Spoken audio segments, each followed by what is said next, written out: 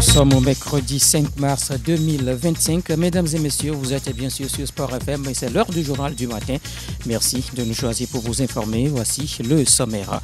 Le championnat de première division sollicité en ce milieu de semaine et c'est à la faveur de la 13e et dernière journée de la phase aller. Le leader en tente de opposer au CDF Aknour est à un point du titre de l'intersaison. Gros duel entre Étoile Filante et Gomido d'une part pure entre Boulessou de Lac et AS Wautière de l'autre. Escrime 2 médailles pour le Togo au championnat d'Afrique junior et cadet en Angola. Frédéric Letour remporte l'argent et Brian Badjo est en bronze. 8e de finale aller de la Champions League. Arsenal est presque en quart de finale après son large succès sur le PSV Eindhoven 7-1. Le Real Madrid ou encore Aston Villa prennent aussi des options pour le match retour. Ce mercredi, d'autres rencontres sont au programme dont PSG Liverpool ou encore le duel 100% allemand Bayern Munich Bayer Leverkusen. Et puis NBA, Golden State confirme sa grande forme en allant battre New York grâce à Stephen Curry. Ce sont là les titres. Voici à présent le journal. Grégoire Attignon, le journal sur Sport FM. Bonjour à toutes et à tous et bienvenue à Sport FM Matin. Le championnat national de football de première division débute cet après-midi sa 13e et dernière journée de la phase aller. Au menu, 5 rencontres à vivre ce mercredi au stade municipal de Lomé, à Bossimé, à Néran, Sokodé et puis à Kara. Actuel leader de la D1, l'entente 2 de Lomé accueille au municipal de Lomé le CDF Aknour. Les indices d'avant-match, Latif Irouma. Ce sera un duel entre deux formations au style de jeu similaire. Possession parfois excessive chez le CDF Aknour, possession avec alternance pour l'entente 2. Mais la forme actuelle des deux formations donne tout aux jaunes de Kodjovia Kopeni Konakwe à Djololo, leader et virtuellement champion honorifique de la mi-saison. Tchassante Napo, Akondo, Hassan Boureima, Kodjo, Doji Agleonu et les autres restent sur une seule défaite en 12 apparitions. Une solidité impressionnante démontrée samedi dernier face à l'AS Wautière dans le derby de la capitale. Mais attention aux académiciens d'Assoli, capables certes du pire, mais aussi des exploits. Seul bourreau cette saison d'Asco, le CDF Aknour, a prouvé qu'il peut déjouer les pronostics. Aziamale Jules, Claude Clidier, Rémi Apédié et les autres ont bien envie d'aller à la pause, la tête haute. Le match en tente de CDF Aknour vu avant le coup d'envoi par Latif Yoruma. Ce match est à mieux négocier, pense Cedro Kofi Gakwe, coach des Jaunes et Bleus de Lomé. Les matchs se suivent, ne se ressemblent pas. On les a vus jouer. On va prendre la mesure des choses. On a une petite idée derrière, on va se préparer et on va essayer de gérer. On ne va pas laisser les intervalles, c'est tout le problème. Quand on va les obliger à faire des passes latérales et on saura peut-être lancer peut-être. Le mois venu, on saura ce qu'on mettra. Gakwe Kofi Cedro, il est l'entraîneur de l'entente 2 de Lomé. Derrière l'entente 2 et en embuscade, Unisport de Sokodé qui peut profiter de la situation en cas d'un faux pas du club de la capitale. Le club de Kouloundé accueille à Sokodé à Barracuda de Lomé. Un match mieux géré, surtout en ce temps de début de carême, nous dit le coach des académiciens de Kouloundé, Urobodi Taourawe. Prochain match dans le carême jusqu'à 3e, 4e match, on va s'habituer et puis on va jouer comme ça, on est habitué à jouer avec le ventre en famille. Et l'énergie est très importante, comme c'est le début de jeûne, on va s'habituer, l'appétit vient mangeant. Techniquement ils sont en place, et ils sont vifs et ils bougent beaucoup. Uro Bodi Taourawe, l'entraîneur d'Unisport de Sokodé devant Moro Fousseni. Dans les rangs des poissons carnivores, l'on apprécie par la manière dont les matchs sont programmés. Wadja l'entame que je propose d'écouter. Il y a beaucoup de choses que je ne comprends pas.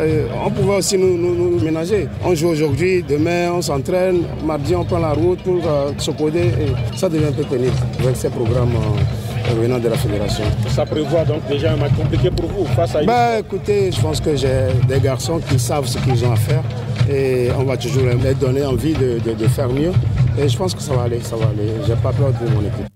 Wadja l'entame Sakibou, l'entraîneur de AC Barracuda devant Latif Yoruma. À Bossimé, l'étoile filante accueille Gomido pour un match entre le 14e et le 13e au classement. Une rencontre que veut gagner Shooting Star et Showboys Franck Nounyama. Une victoire 5-0, c'est le tableau affiché par le Shooting Star à domicile depuis le début de la saison. 6 points pris sur 18 possibles à la maison, mais l'étoile filante n'a toujours pas perdu à Bossimé. Autant dire que les Bleus de la capitale n'ont aucune envie de faire fausse route à domicile. Ils ont d'ailleurs une sérieuse envie d'enchaîner une deuxième victoire pour la première fois cette saison. Aussi Samuel Ekouegali et ses hommes, à l'instar d'Octave Broom, Zonora Yayi ou encore Bodé Harissou sont-ils gonflés à bloc pour dérouter les Showboys et terminer la phase allée du championnat en beauté. Dans les rangs de Gomido, l'ambition c'est d'enregistrer une 4e victoire en championnat cette saison. Une ambition raisonnable puisque Gomido affiche à l'extérieur 2 victoires, 2 nuls et une défaite en 5 matchs disputés. Le capitaine Souleymane Ouro Gafo, Mohamed Kafando ou encore Olu Benyon Huiranou sont déterminés à venir créer la surprise à Gbossimé. Avec respectivement 14 et 13 points au classement, Gomido et Étoile Filante, 3 victoires chacun, veulent se rendre coup pour gagner les 3 points de la journée. L'Étoile va-t-elle filer dans les buts de Gomido ou Souleymane Ouro Gafo et coéquipiers vont-ils faire le show? Attendons de voir. Et la réponse cet après-midi à partir de 15h30 sur le terrain de Gbossimé. Franck Nounyama à l'instant pour le match Étoile Filante Gomido de Palimé. Samuel Ekoegale, le coach de l'Étoile Filante, compte mettre à profit le temps aussi court pour mieux se préparer face à Gomido. Étoile Gomido, pour l'instant, nous allons rentrer, savourer les 3 points. C'est vrai qu'on n'a pas assez de temps, mais maintenant, aujourd'hui, déjà, on a proposé aux joueurs de niveler. Il n'y aura pas de récup, on va essayer de mettre quelque chose. Je vais visionner, je vais prendre des infos et on va essayer surtout de mettre notre projet, notre jeu en place afin d'aller défier Gomido le mercredi prochain. Samuel Ekoegale, l'entraîneur de l'Étoile Filante, au micro de Latif Yorouma. En face, c'est Jean-Paul Abalo qui estime que les 3 points sont nécessaires à prendre face à l'Étoile Filante. Tout le match, comme on l'a dit, il faut qu'on gagne. On ne joue pas un match qui fait nul ou bien non. Non, on joue pour gagner. On sait que l'Étoile Filante aussi a besoin de points. Ça va être un match difficile, mais pour le moment... Jean-Paul Yaovi Abalo, l'entraîneur de Gomido de Palimé. C'est aussi un intéressant duel qui est au programme au stade Chardé à Nani de Kota Neho. Boulessou des Lacs offre son hospitalité à l'est au tiers de Lomé, soit une opposition entre le 4e et le 3e au classement accrédité, chacun de 19 points. Le déplacement sur le littoral ne doit pas être négligé, surtout après la défaite de dimanche dernier face à l'Entente 2. C'est ce que nous dit Ahmedou Noureddine, coach adjoint de l'est au tiers. Cap sur un erreur. Bon, on sort d'une défaite d'affilée. Je ne suis pas sûr que ça sera accepté par nous, le staff, ni le staff dirigeant encore. Ce qui fait qu'on va y aller derrière, corriger ce qui n'a pas marché pour nous. Ne pas se contenter de posséder le ballon jusqu'à la fin des 90 minutes. Maintenant, aller à l'essentiel, dans la réalité même du jeu, et pour pouvoir ramener au moins quelques précieux points de là. Le coach assistant de l'Est au tiers, Ahmedou Noureddine, puis à Kara, Asco de Kara offre son hospitalité à l'Est Tambo de Dacha. Cette 13e et dernière journée de la phase allée se poursuit jeudi, toujours au municipal de Kara. Doumbé de Mango, en crise financière, va tenter de se relever face à Espoir FC du Zio. Puis vendredi, en clôture de cette dernière journée de la phase allée, l'AS Binam de Pagoda joue face à l'association sportive des chauffeurs de la Cosa. Le match se tient toujours à Evala Stadium de Kara. Sport FM. Le championnat de 2e division, de son côté, va disputer en fin de semaine sa 4e journée dans les 2 poules.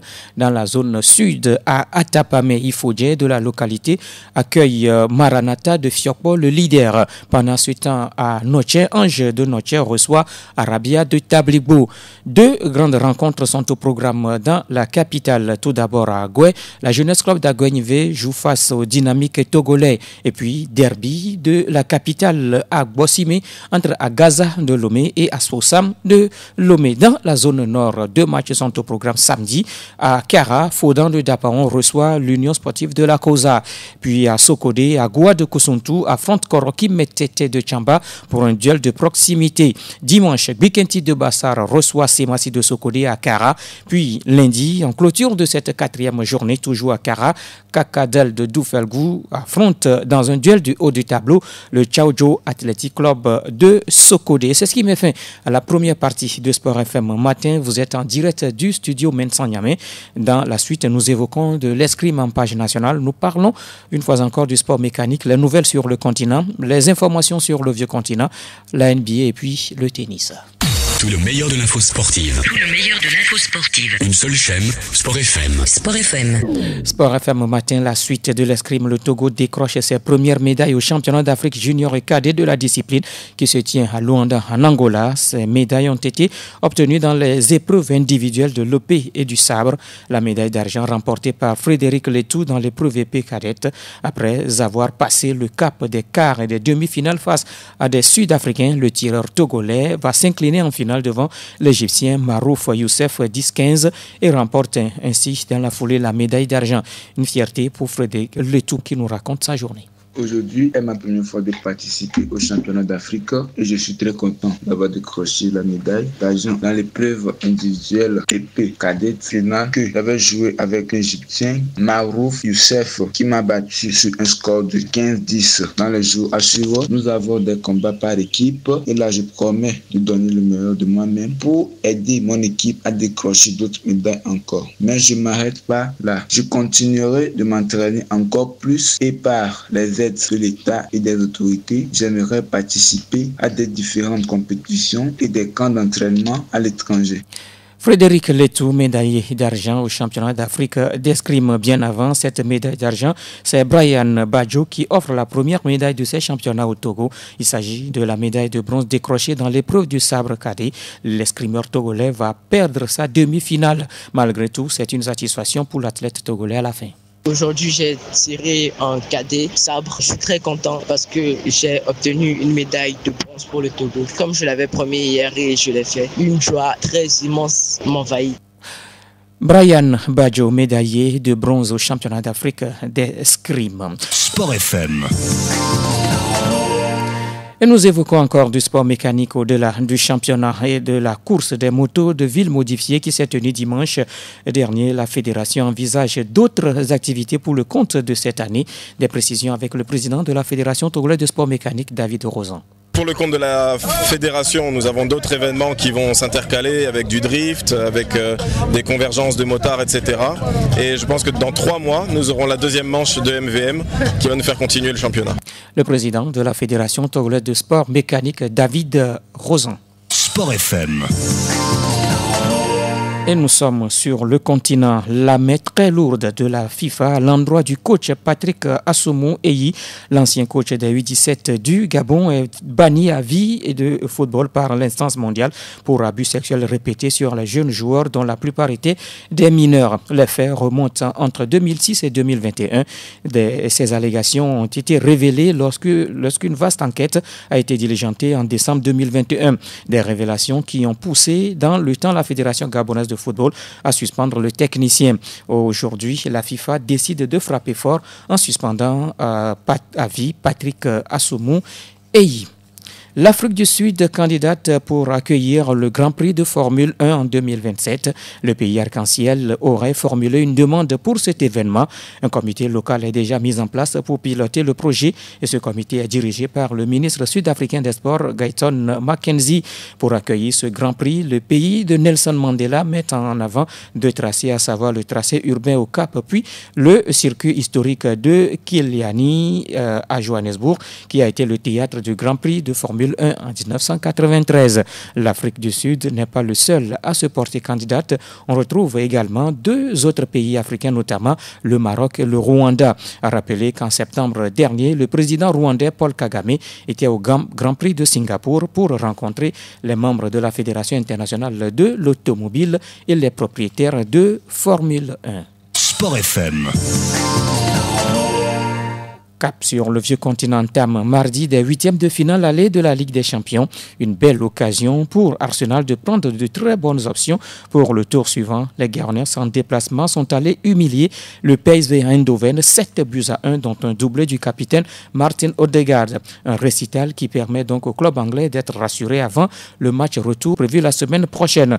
Le derby madrilène a tenu également ses promesses et à la fin, c'est le Real qui l'emporte sur l'Atlético au terme d'un match fermé 2-1. Rodrigo et Brahim Diaz ont marqué pour les Merengues alors que Julián Álvarez a inscrit l'unique but des Colchoneros. Autre club qui réalise un bel exploit à l'extérieur, c'est Aston Villa qui est allé battre Club Bruges 3-1. Enfin, tout va se jouer au match retour entre Lille et le Borussia Dortmund. Les 2 équipes se sont quittées mardi au Signal Iduna Park, un but partout. Suite et fin ce soir de ces matchs des 8e de finale aller à 17h45, Feyenoord Rotterdam dans son entre de Kuip affronte l'Inter Milan. Les autres matchs sont programmés sur 20h. Grosse attraction au Parc des Princes où le Paris Saint-Germain a rendez-vous avec Liverpool où le duel entre Ousmane Dembélé et Mohamed Salah. Noël de Souza, spécialiste du foot européen, décrypte ce match avant son coup d'envoi. Et je pense que ça va être un grand test pour ce PSG-là de Luis Enrique, qui a déjà battu l'autre club anglais, Manchester City, au Parc. Maintenant, cette fois-ci, on verra bien la capacité de ces joueurs, parce qu'en face, il y aura... ce sera un aller-retour. Voilà, il y aura un trio très tranchant. Salah, Szoboszlai et Luis Diaz. Au milieu de terrain également, vous avez des joueurs comme McAllister qui sont capables de se battre. Gravenberch qui sont capables de se battre du début jusqu'à la fin. Maintenant, on verra bien le comportement de ces joueurs-là. Quand on sait que depuis un moment, c'est Ousmane Dembélé qui est devenu le buteur maison. Il est d'ailleurs meilleur buteur de cette Ligue 1-là, qui sera face à Liverpool. On verra le comportement de ces joueurs-là, Barcola, Désiré Doué et ils ont tous marqué ce week-end. Oui, ils ont marqué ce week-end. Donc, je pense que ça va être un grand test pour ce PSG-là à domicile. Et si le PSG se fait prendre à domicile, je pense que ça va être beaucoup plus compliqué au retour, parce qu'à Anfield Road, il y a des joueurs du Paris Saint-Germain qui n'ont jamais vécu ce qui se passe là. Noël de Souza sur le match Paris Saint-Germain-Liverpool. L'autre attraction de ce soir, c'est bien sûr à l'Allianz Arena où a lieu un duel 100% allemand. Le Bayern Munich s'explique avec le Bayer Leverkusen. Le collègue Franck Nouniaman se prononce sur ce match qui a l'allure d'un choc de la Bundesliga.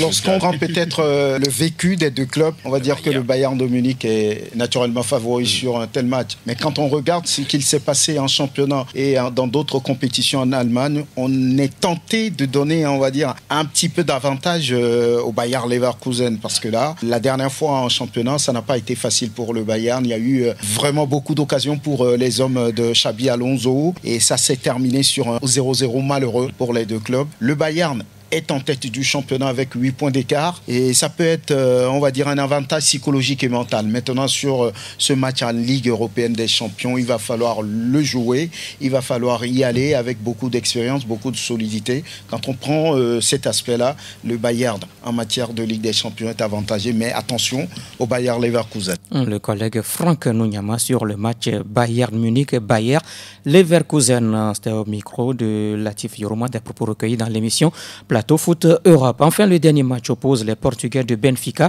au FC Barcelone, deux équipes qui se sont déjà affrontées cette année en phase régulière de cette C1. Victoire en déplacement des Catalans, 5-4. Sport FM.